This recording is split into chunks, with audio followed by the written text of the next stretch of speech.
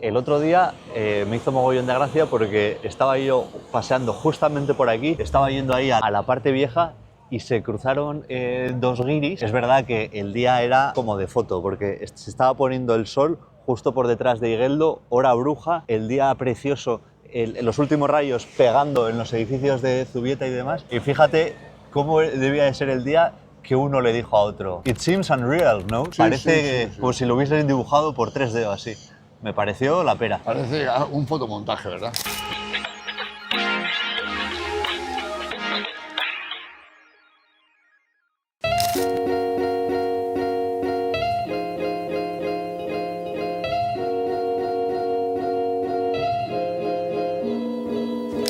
Bueno, Marcos, vamos ahora a subir al Monte Urgún, a ver el castillo. Hace que no subo aquí yo creo que desde que vinieron de intercambio unos de Liverpool. Ah, pensaba que desde que estuvieron los franceses.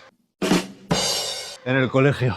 Pues este es el acceso más recomendable, aunque hay otros también al lado de la Basílica de Santa María. Luego tenemos el de la calle Mari, Virgen del Coro, el del Paseo Nuevo también. Son los 4 accesos hacia la parte del Monte Urgún y el castillo y las baterías. Pero este es el más recomendable para la gente que hace un recorrido por todo el monte. Además, por este camino se ven las tripas del Museo de San Telmo. Que no sé si lo comentamos, pero ya de paso aprovechamos. Antes de que fuera el Museo de San Telmo, además de haber una iglesia, hubo aquí una especie como de cuartel, ¿verdad? Sí, claro. Cuartel militar. El convento al final, no sé desde qué época, pero claro, realmente llegó un momento que ya desaparecieron los monjes. De hecho, la fachada de lo que es ahora el museo es la fachada del cuartel. Sí, bueno. Yo claro. creo que sí. Una cosa que me gustó mucho cuando la última vez que entré al Museo de San Telmo. Aquí se ve el claustro. En el claustro, mira, esto quería comentar justo. En el claustro se ven unas terrazas de casas privadas que tienen unas vistas al claustro que es espectacular.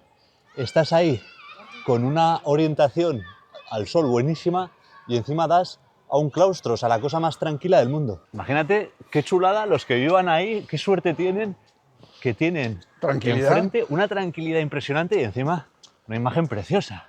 Mira qué gozada hacer una cenita, una comida ahí con vistas al claustro, que es lo más tranquilo que puede haber en la ciudad. Y además en una calle súper tranquila. Pero ahí no puedes vivir si eres claustrofóbico. Muy bueno. Aquí se ve perfectamente. Cuando hicimos el vídeo sobre la Torre de Atocha y hablábamos también de que competía la Torre de Atocha con la aguja de la Torre del Buen Pastor, aquí se ve perfectamente esa pelea en altura entre el edificio residencial más alto de Donosti y la altura. Le gana por un poquito la torre del Buen Pastor. Pusieron ahí la agujilla. Ahí también hay aguja, ¿eh? Sí. La competencia es el mayor grado de cooperación, si sabes utilizarla, si la encajas bien. Bueno, Marcos, aquí confluyen 2 de los accesos al Monte Urgún, del Castillo de la Mota. El que viene por el costado de la Basílica de Santa María, que es ese acceso que viene por ahí por la Sociedad Gastronómica, por el costado de la Basílica, y este camino que viene desde la plaza de Zuloaga, la plaza del Museo de San Telmo. Y este era el acceso principal al castillo. Realmente todos los accesos, cuando había desfiles, cuando subían o bajaban soldados. Por ejemplo, la capitulación de los franceses en 1813, cuando ya sacaron la bandera de rendición, desfilaron por aquí es por donde bajaron. No quedarían muchos de ellos, ¿no? Ya quedaban, porque claro, realmente una cosa es estar ahí abajo y pelear por la ciudad. Pero en el momento que vieron que la ciudad estaba perdida, probablemente todos Además, los franceses, como pullita, pero es un hecho histórico, no son muy dados a resistir. No sé. Los franceses son flojitos. Los franceses normalmente, bueno, se ve en prácticamente en todas las batallas en las que han participado, cuando las cosas van de cara, cuando tienen superioridad numérica, etcétera, sí, pero no tienen los franceses muchas heroicidades de resistir. Tienes razón. En inferioridad, etcétera. Sí, bueno, la Primera Guerra Mundial ya plantaron cara a los alemanes. Por eso lo de irse a la francesa. Sí. Pues mira, pues igual. Eso es por irse sin decir nada, que es otro uso que tienen. La verdad es que en la guerra franco-prusiana y en la Segunda Guerra Mundial no estuvieron muy sembrados y la entrada en París fue muy rápida por parte. Bueno, tenían yo creo que pétalos de rosas los nazis, casi, Bueno, para entrar en París. Volviendo al Monte Urgún, a Castillo de la Mota. Este era el acceso principal, que ya se ve, además está esbozado todo lo que era la puerta principal de entrada al castillo. Y por aquí es por donde salieron los franceses en 1813 derrotados. Las fuerzas anglo-portuguesas les dejaron salir con cierto honor. Ya lo comentamos en el anterior vídeo. Luego las tropas anglo-portuguesas se pagaron la soldada con el pillaje, con las violaciones y con la quema de la ciudad. Sí, sí. Que fíjate, una defensa y una ayuda para luego destruir por donde pasas. Mira, este es el primer baluarte que nos encontramos subiendo por este acceso, que además es el baluarte del mirador, que es uno de los más importantes del castillo, porque lo vamos a ver enseguida ahora en cuanto nos asomemos. ¿Conocéis el origen etimológico de la palabra Urgul? Pues según las fuentes que hemos podido consultar, viene del gascón y quiere decir orgullo. Es lógico, porque la población de San Sebastián en aquella época, estamos hablando del siglo XVI, XVII, XVIII, era muy variopinta. Había gente que hablaba en euskera, eran euskaldunes, había gente que hablaba en castellano y también había mucha gente que hablaba en gascón, porque mucha gente de la zona de Bayona a Burdeos pasaron a vivir aquí en San Sebastián y de hecho hay cantidad de apellidos donostiarras que provienen del gascón. Por ejemplo. De hecho, Gasca, Gascón, por ejemplo, La Sala, el famoso Fermín La Sala, ese apellido de La Sala es una castellanización de La Salle. La Salle es un apellido francés. De hecho, un seguidor, al hilo del comentario que hacíamos del origen de Ayete, de Hayet, comentaba que es un apellido de origen gascón. No sabemos si es cierto o no, pero lo comentaba un seguidor. El gascón se hablaba también aquí, se hablaban los tres idiomas, se hablaba el castellano, se hablaba el euskera, por supuesto, y se hablaba gascón, que eran los tres idiomas con los que convivía la gente en Donosti en esos siglos. Vamos por aquí y vemos la Icurriña.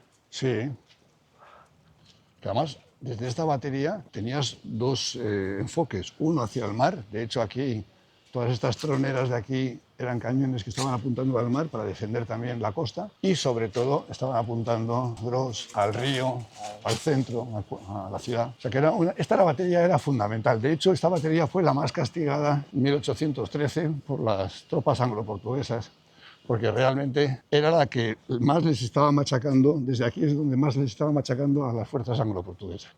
Porque la entrada fue por la brecha. Y al ser la entrada por la brecha, pues claro, desde aquí se defendía muy bien para que no entraran y les bombardeaban. Anchón, aquí estamos en un sitio perfecto para hablar sobre las baterías. Para la gente que no sabe de dónde vienen las baterías, ¿qué son las baterías? Batería no viene de batería de cocina, viene de batir. ¿Y por qué? Porque aquí batían al enemigo.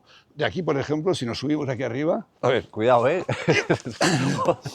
mira qué posición estratégica. Con lo cual, cualquier los barcos... navío que viniera de apoyo a los asediantes de la ciudad, por ejemplo, todos los barcos, claro, evidentemente pasaban a suficiente distancia para que desde la batería de aquí, porque aquí, claro, esto que vemos aquí es la parte baja de la batería, aquí se anclaba el cañón y el cañón iba girando hacia allí o hacia allí, por eso tiene esta forma semicircular, ¿no? Entonces, con lo cual aquí podías mover el cañón para un lado y para otro y batías todo, batías la Zurriola, batías el mar y batías la zona del Paso Nuevo.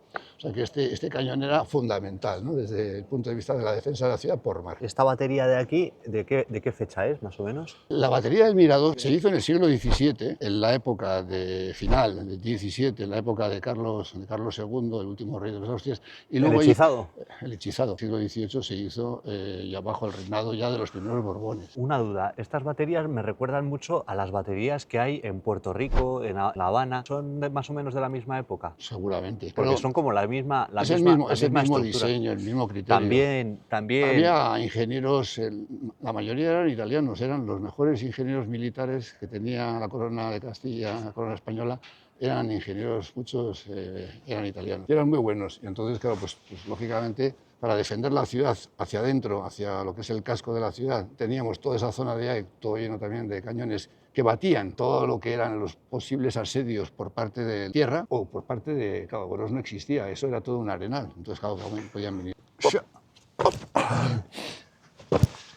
Aquí pasaban la guardia, los pobres artilleros se metían ahí cuando llovía, en unas condiciones calamitosas. En este punto exacto ¿No había estado nunca? No había estado nunca. Pues una vista muy buena, es una vista preciosa.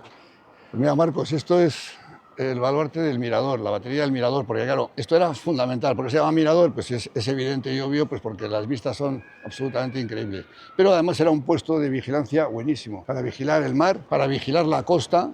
Claro, todo Gros no existía absolutamente nada más que un arenal enorme que iba desde aquí, desde la playa, hasta la calle Miracruz. Era todo arena. Con lo cual, desde aquí, desde la batería del Mirador, estaban batiendo toda la zona de Gros. Y porque, claro, el paso por el río probablemente pues, habría ahí puente de barcas o, en fin, algún puente muy primitivo que es por donde pasaban los atacantes. Y la muralla de antigua de San Sebastián estaba ahí, en el mercado de la Brecha. Y una pregunta, Anson, ¿tú crees que por entonces, en el siglo XVII, el siglo XVIII, los cañones llegaban hasta la muralla de la Brecha? Porque me parece que tiene un alcance, que estás elevado. Te voy a poner un ejemplo. En 1808, 1810, en el asedio de Cádiz, desde Puerto Real, desde la isla de Trocadero, tiraban obuses a Cádiz, o sea, pasaban la bahía de Cádiz, por donde está el puente ahora. Eso lo cuenta Reverte en el libro del asedio. El libro de Pérez Reverte lo cuenta con mucho detalle. O sea, que fíjate el alcance que tenía un obús. Claro, ten en cuenta además... Y aquí estás elevado. Eso te iba a decir, que aquí estás mucho más alto, con lo cual,